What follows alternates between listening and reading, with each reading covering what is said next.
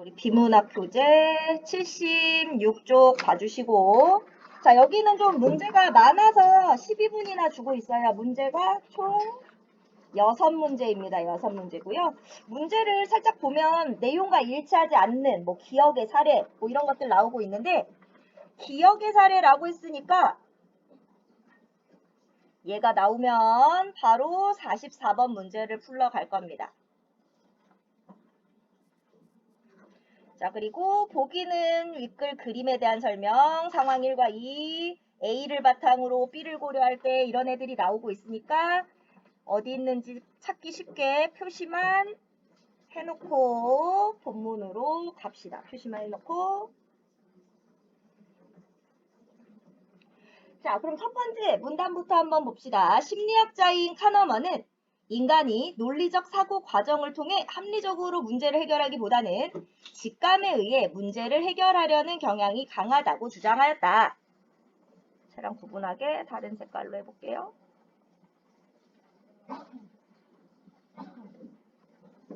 자, 지금 심리학자인 카너먼에 대한 내용이 나오고 있고요. 자, 인간은 어떻다? 논리적으로, 합리적으로 문제를 해결하지 않는다. 그럼 어떻게 한다? 직감에 의해 문제를 해결하려는 경향이 강하다고 주장해요. 예컨대, 자, 어떻게 직감에 의해서 해결하냐? 영어 단어 중 R로 시작하는 단어와 R이 세 번째에 있는 단어 중 어느 것이 더 많은가? 라는 질문에 실제로는 후자. 자, 세 번째에 R이 있는 단어가 훨씬 더 많지만 떠오르기는 앞에 게 더 먼저 떠오르겠지? 자, R로 시작하는 단어가 전자의 단어가 더 쉽게 떠오르기 때문에 대부분의 사람들은 R로 시작하는 단어가 더 많다고 대답한다. 그는 이를 해당 사례를 자주 접하거나 쉽게 떠올릴 수 있으면 발생 빈도수가 높다고 판단하는 인간의 심리적 특성에 기인한다고 보았다. 자, 그러면 이것과 관련된 문제 44번 바로 가볼까요? 자, 44번 보면 기억에 해당하는 사례로 가장 적절한 것은 했습니다. 자, 그러면 뭐? 발생 빈도수가 높은 것을 선택한다 라는 거죠. 자, 그러면 우리 여기서 너무 문제가 쉽습니다. 신은 존재하는가? 그렇다. 왜냐하면 신이 없으면 증명한 사람이 없다. 자, 발생 빈도랑 상관없죠? 2번. 1부터 10까지의 합과 11부터 15까지의 합 중 더 큰 것은? 왜냐면 전자가 후자보다 더 많은 숫자를 더해서, 자, 이것도 빈도랑 상관없네요. 3번. 교통사고로 인한 사망률과 당뇨로 인한 사망률 중 사망률이 더 높은 것은? 자, 교통사고야. 왜? 매체를 통해서 우리가 더 자주 접했으니까. 자, 그러면 우리가 좀 더 많이 노출된 것, 더 많이 자주 접했던 것, 이것을 고르는 것. 이게 바로 뭐예요? 자, 자주 접했거나 쉽게 떠올릴 수 있으면 발생 빈도가 높다라고 생각한다. 그러니까 답은 3번이 되겠죠. 자, 나머지 것은 발생 빈도 혹은 내가 쉽게 떠올리는 거랑은 관계가 없기 때문에 3번이 답이 됩니다. 뭐 이거 너무 쉽지? 자, 그럼 다시 이어서 본문으로 가보시면 그는 실제 인간의 행동에 나타나는 다양한 양상을 연구하여 인간은 합리적 선택을 한다는 전통 경제학의 전제의 반기를 들고, 자, 그러니까 전통 경제학에서는 인간은 합리적인 선택을 한다라고 했는데 여기에 반기를 들었고요. 심리학적 연구 성과를 경제학에 접목시킨 새로운 이론을 제안했다. 자, 그럼 우리 여기 첫 번째 문단의 중심 내용 뭡니까? 자, 심리학자 카너먼이 인간은 합리적이지 않다. 자, 그래서 합리적 선택을 한다는 전통 경제학에 반대하면서 심리학을 경제학에 접목시키는 새로운 이론을 제안했다. 자, 그러면 전통 경제학에서는 인간을 합리적 선택을 하는 존재로 가정하고 시장에서의 재화와 용역의 생산, 분배, 소비 활동을 연구한다. 전통 경제학의 대표적 이론인 기대 효용 이론에 따르면, 자, 그러면 합리적이라고 생각할 때, 자, 기대 효용 이론입니다. 인간은 대안이 여러 개일 때 각 대안의 효용을 계산하여 자신에게 최대 이득을 주는 대안을 선택한다. 자, 그러니까 합리적으로 효용을 계산하고 그 중에 최대인 것을 선택하게 된다. 이때 효용이란 재화를 소비할 때 느끼는 만족감이다. 어떤 대안의 기대값인 기대효용은, 자, 기대효용은 어떻게 계산해라? 대안을 선택했을 때 발생할 수 있는 개별 사건의 효용에 각 사건의 발생 확률을 곱해 모두 더한 값이다. 자, 기대효용을 계산하는 방법도 나왔고, 자, 이것을 이해하기 쉽게 다시 예를 들어줍니다. 예컨대 동전을 던져 앞면이 나오면 2만 원을 얻고 뒷면이 나오면 만 원을 잃는 게임 A. 앞면이 나오면 만 원을 얻고 뒷면이 나오면 5천 원을 잃는 게임 B가 있다고 해보자. 화폐 효용은 그것의 액면가와 같다고 할 때, 그러니까 내가 만족도는 그 앞에 써있는 가격이랑 똑같다. 동전의 앞면, 뒷면이 나올 확률은 각각 0.5죠. 그럼 우리 합리적으로 선택한다면 뭐를 고를 것 같아요? 그치? 우리 이걸 계산했을 때 근데 나라면 뭘 선택할지도 생각하면서 한번 봅니다. 자, 그러면 계산 한번 해보면 동전의 앞면, 뒷면 0.5, 게임 A의 기대효용을 계산해봤더니 5,000원이고 게임 B의 기대효용은 2,500원이야. 그럼 합리적인 선택한다면 5,000원짜리를 골라야 되겠죠? 자, 그래서 기대효용 이론에 따라 합리적인 판단을 한다면, 자, 그러면 기대효용 이론에 따라 합리적 판단을 한다면 기대효용이 더 큰 게임 A를 선택해야 하지만 실제 선택 상황에서는 대다수의 사람들이 게임 B를 선택한다라는 거. 자, 그러니까 합리적으로 판단하지 않는다는 거죠, 선택할 때. 하너먼은 이러한 선택의 문제를 설명하기 위해 전망이론을 제시하였다. 전망이론은, 자, 이번에는 전망이론이 나오고 있고요. 이따가 A와 관련된 문제 풀 거니까 전망이론 잘 봐야 되겠지? 이득보다 손실에 민감하게 반응하는 인간의 심리가 선택 행동에 미치는 영향을 설명하는 이론이다. 자, 전망이론은 뭐다? 사람들은 이득보다 손실에 더 민감해. 이게 전망이론이야. 여기서 전망은 이득과 손실에 대해 사람들이 느끼는 심리 상태를 의미한다. 전망은, 자, 그러면 어떻게 계산한다? 전망은 대안을 선택했을 때 발생할 수 있는 개별 성과의 가치에다가 각각의 결정 가중치를 곱해 모두 더한 값이다. 자, 그래서 이 전망이론을 이해를 돕는 그래프가 아래쪽에 나오고 있죠. 자, 그림은 전망이론에서 이득과 손실에 대한 인간의 반응을 설명하는 그래프다. 여기서 X축은 성과를, Y축은 성과에 대해 사람들이 부여하는 가치를 나타낸다. 그리고 두 축이 교차하는 지점은 현재 나의 상황을 의미하는 중거점으로 이를 기준으로 오른쪽은 이득 영역이고 왼쪽은 손실 영역이다. 자, 지금 보면 이득 영역을 한번 보시면 이득이 A, 여기서 A가 하나 더 생겨도 요 정도, A가 하나 더 생기면 요 정도, 하나가 늘어도 얼만큼? 요만큼씩밖에 안 늘어요. 이득이 생겼는데 내가 얻는 기쁨, 가치는 요만큼씩밖에 증가하지 않는다는 걸 볼 수 있어요. 요만큼, 요만큼. 하지만 손실 영역은 어때요? 똑같이 A가 마이너스인데 이만큼이나 차이가 있죠. 손실, 이득은 요만큼, 손실은 이만큼. 자, 그래서 이 그림을 봤을 때, 자, 이득 영역과 손실 영역의 절대값을 비교하면 후자, 손실이 더 크다는 것을 알 수 있는데, 이는 같은 크기의, 자, 밑줄에 볼까? 같은 크기의 이득과 손실이 있을 때 이득감보다 손실감이 더 크다는 것을 의미한다. 자, 이걸 보여주는 그래프입니다. 그 그래프는 이득과 손실이 있을 때 내가 얻은 것보다 잃은 걸 더 크게 느껴. 이 그래프에 따라 앞서 예를 든 게임 A와 B 중에서 사람들이 후자를 더 많이 선택하는 이유를 분석하면 2만 원을 얻었을 때 이득감이 만 원을 얻었을 때 이득감보다 크지만 만 원을 잃었을 때 손실감이 5천 원을 잃었을 때 손실감보다 훨씬 더 크기 때문에, 자, 그래서 어떻다? 더 큰 손실감을 피하고자 하는 심리가 반영된 결과로 해석한다. 자, 그럼 아까 그래프로 한번 보세요. 자, 2만 원. 자, 만 원만 받는 거하고 2만 원 했을 때는 요만큼밖에 늘어나질 않아요. 근데 5천 원에서 만 원이면 손실이니까 5천 원이면 절반이라고 쳐보자. 그러면 얼만큼의 차이가 나니? 이만큼 차이가 나. 요만큼과 이만큼. 그럼 얘가 훨씬 더 크죠. 그러니까 손실이 적은 쪽을 선택한다는 얘기입니다. 자, 전망 이론에서는 이러한 심리가 실제 선택 행동에 영향을 미치는 현상을 틀 효과로 설명한다. 자, 이에 따르면 사람들은 여러 대안 중 하나를 선택할 때 선택 상황이 자신에게 이득을 주는지 손실을 주는지에 따라서 전자를 긍정적 틀로, 후자를 부정적 틀로 인식한다. 그 결과 사람들은 자, 뭘 선택해? 긍정적 틀에서는 확실한 이득을 주는 대안을 선택하고 부정적 틀에서는 불확실한 손실을 줄여주는 대안을 선택한다.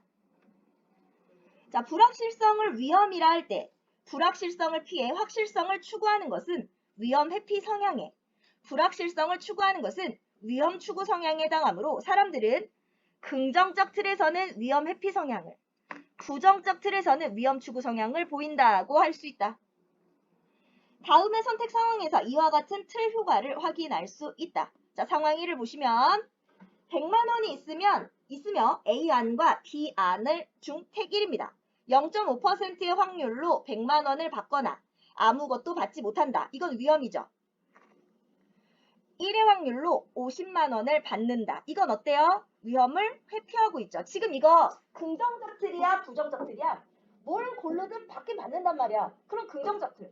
긍정적 틀에서는 뭐 한다? 위험을 회피한다. 그러니까 뭐 해야 돼? 1의 확률로 50만 원 받는 걸 고를 수밖에 없죠. 두 번째, 100만 원이 있으면 C안과 D안 중 택이랍니다. C안은 0.5의 확률로 100만 원을 잃거나 아무것도 잃지 않는다. D안은 1의 확률로 50만 원을 잃는다. 자, 그러면 이거는 뭐야? 부정적 틀이죠. 얘는 긍정적 틀이고 얘는 부정적 틀이야.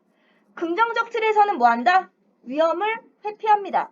부정적 틀에서는 뭐예요? 위험을 추구해요.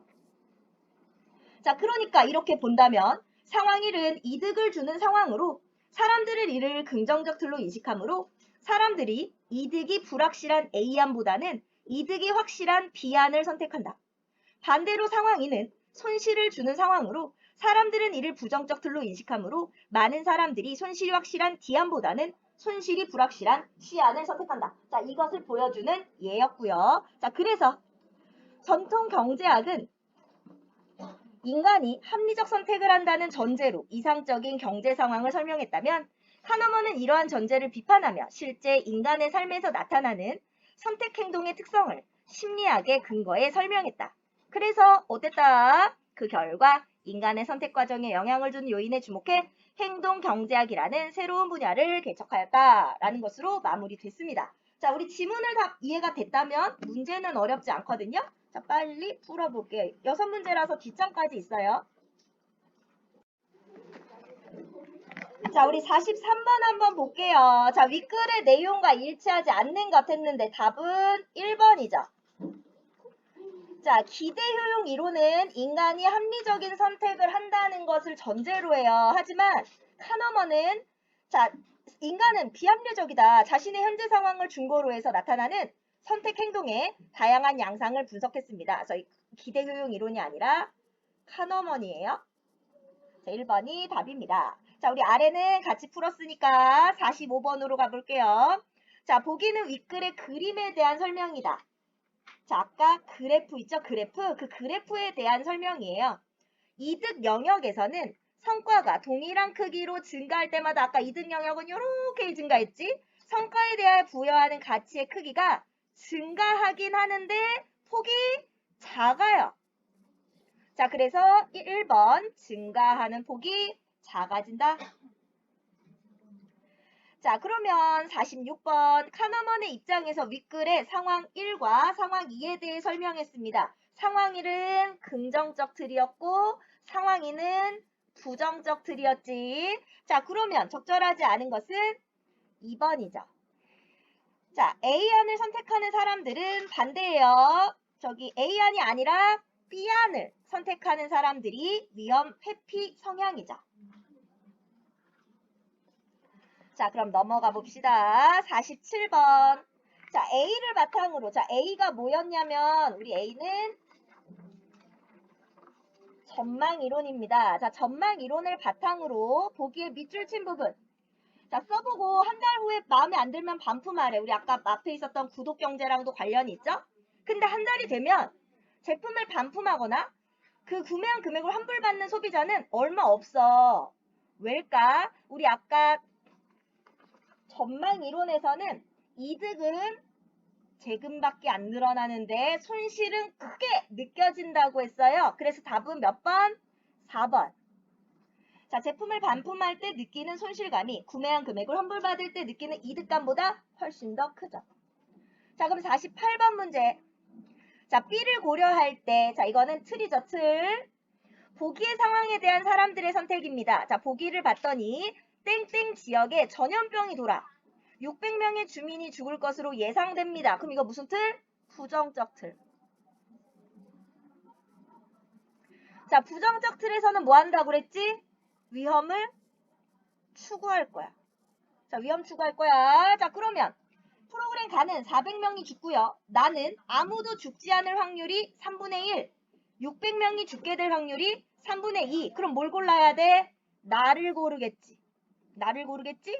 자, 그래서 답은 2번. 사람들은 이 상황을 부정적 틀로 인식하기 때문에 프로그램 나를 선택하는 사람이 더 많을 것이다 라고 볼 수 있습니다.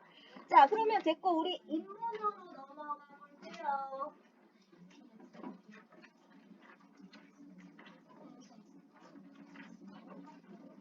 자, 인문으로 가보시면 우리 이번에는 38번 문제를 풀 차례예요.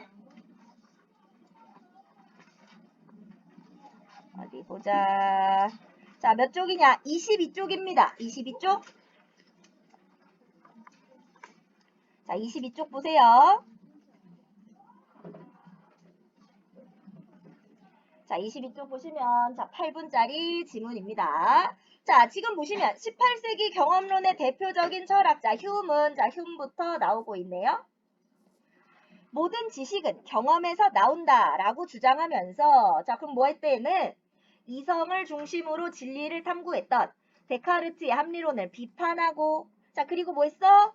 경험을 중심으로 한 새로운 철학 이론을 구축하려고 하는데 그러나 자, 지나치게 경험만을 중시한 나머지 그는 과학적 탐구 방식 및 진리를 인식하는 문제에 대해서도 비판하기에 이른다. 자, 그래서 뭐 했다? 과학적 탐구 방식 및 진리를 인식하는 문제에 대해서도 비판.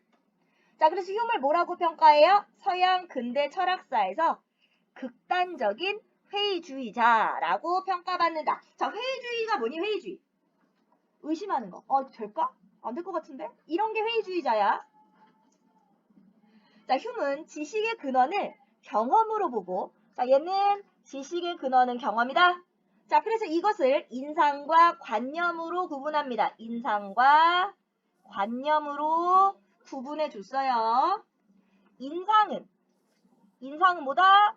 오감을 통해 얻을 수 있는 감각이나 감정 등을 말하고 관념은 이러한 인상을 머릿속에 떠올리는 것을 말한다. 가령 자 이해를 도와줍니다. 예를 들면 혀로 소금의 짠맛을 느끼는 것. 내가 직접 감각기관으로 이 짠맛을 봤어. 이러면 인상이고 소금을 보고 머릿속으로 짠맛을 떠올렸어. 그러면 그냥 떠올리는 거니까 관념이죠. 인상은 단순 인상과 복합 인상으로 나뉘는데 자 구분하고 있죠? 단순 인상은 단일 감각을 통해 얻은 인상, 복합 인상은 단순 인상들이 결합된 인상을 의미한다. 따라서 짜다는 단순한 인상에 짜다와 히다 등의 단순 인상들이 결합된 소금의 인상은 복합 인상에 해당한다. 그리고 자, 밑줄에 볼까? 단순 인상을 통해 형성되는 관념을 단순 관념, 복합 인상을 통해 형성되는 관념을 복합 관념이라고 한다.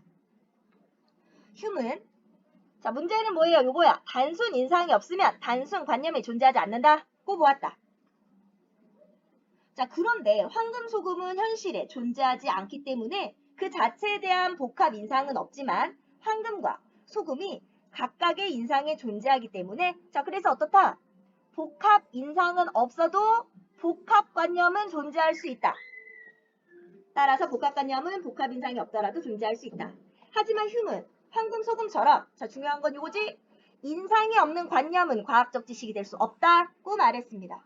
자, 그러니까 휴문 경험을 지나치게 중시하는데 이 경험을 인상과 관념으로 나눴고 자, 자, 단순 인상이 있어야 단순 관념이 반드시 존재하고, 하지만 복합 인상은 없어도 복합관념은 존재하지만 인상이 없는 관념은 지식이 아니다. 휴문 과학적 탐구 방식으로서의 인과관계에 대해서도 비판적 태도를 보였다. 자, 그럼 이 사람은 어떻다? 인과관계에 대해서도 비판적이다. 그는 인과관계는 뭐다? 시공간적으로 인접한 두 사건이 반복해서 발생할 때 갖는 관찰자의 습관적인 기대에 불과하다고 말했다. 자, 그래서 비판한 거죠.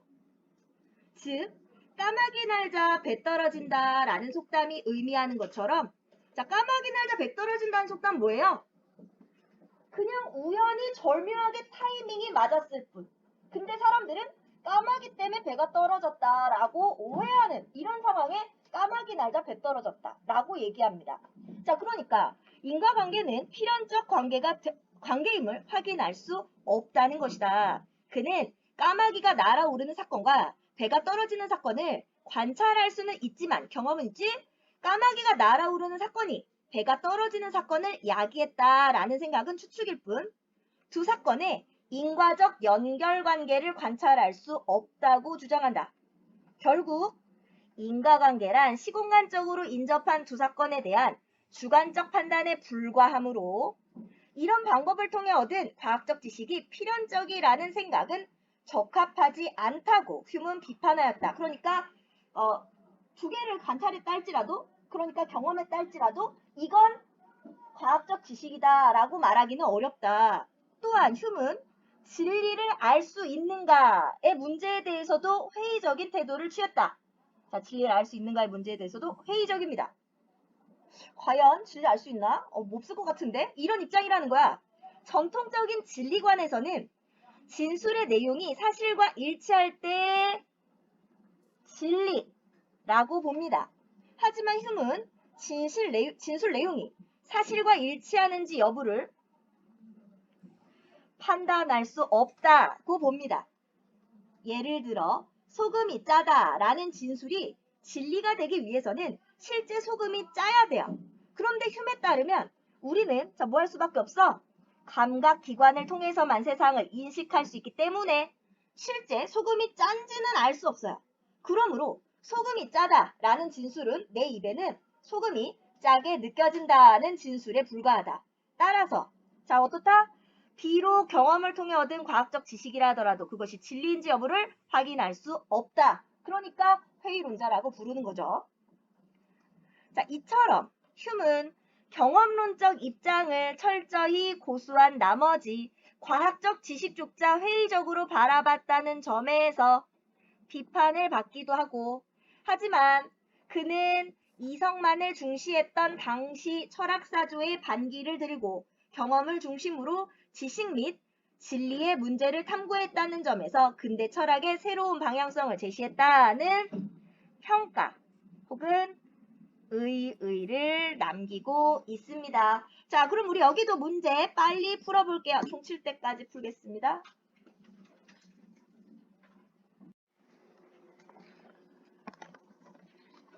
자, 그러면 답을 한번 맞춰봅시다. 자, 38번 윗글을 통해 알 수 있는 내용이 아닌 것 했어요. 답은 2번이고요. 자, 전통적인 진리관에 따르면 어디 있어? 자, 우리 전통적 진리관에 따르면 뭐라고 했냐?